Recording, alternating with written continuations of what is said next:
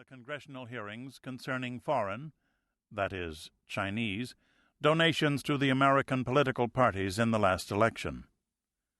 In the past 10 days, his name had certainly been mentioned numerous times in those hearings.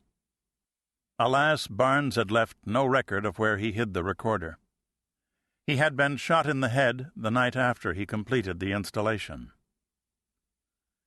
Carmelini was certain Barnes would have used a recorder, not a remote transmitter, which would have been too easy to detect and find. One reason he was certain was that he had known Barnes, a quiet, careful, colorless technician who had gone through the CIA tradecraft course with Carmelini. Who would have suspected that Barnes would be the first of that class to die in the line of duty? The mics. Harold ostensibly spent 4 hours on the television satellite dish system, a system he should have been able to install in 2. If he followed normal practice, he would have hardwired at least 2 tiny microphones, one for each track of the recorder. The chandelier over the mahogany desk caught Tommy's eye. Ornate, with several dozen small bulbs, it would attract Harold Barnes like sugar attracts a fly. Carmelini studied the chain that held the chandelier. There was a wire running down it. No, 2 wires. One black wire and the other smaller, carefully wound around the chain. Barnes could have put a mic in the chandelier, another anywhere in the room, maybe the desk or over by the reading area, and hidden the recorder behind some books, perhaps on the top shelf. Surely there were tomes that didn't get removed from the shelves once a decade. Carmelini stepped to the nearest bookcase, studied the spines of the books that filled the thing. Not a flake of dust. A diligent maid would not be good. So. He pulled a chair over under the chandelier, then stood on it. Aha, there it was, taped in the junction of the main arms of the chandelier. With the bulbs of the chandelier burning brightly, the tiny recorder would have been almost impossible to see from the floor. Carmelini reached.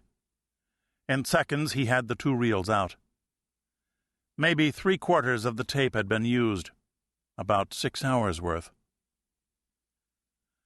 Back on the floor, he was tempted to put the reels into his pocket, then thought better of it.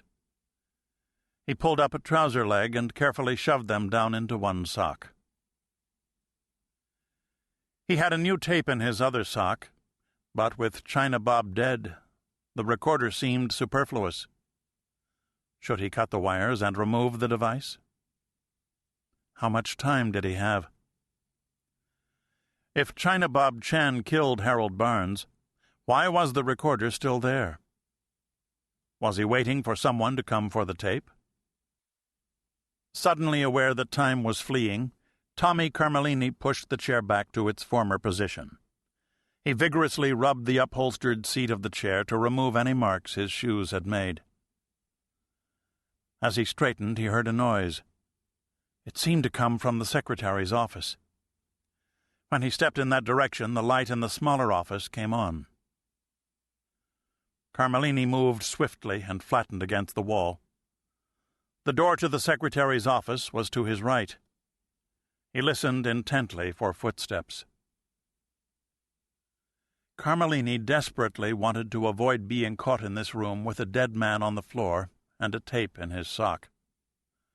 True, he had diplomatic immunity as the assistant agricultural officer at the consulate, but the publicity and hullabaloo of an arrest and interrogation, not to mention expulsion from the country, would not be career-enhancing.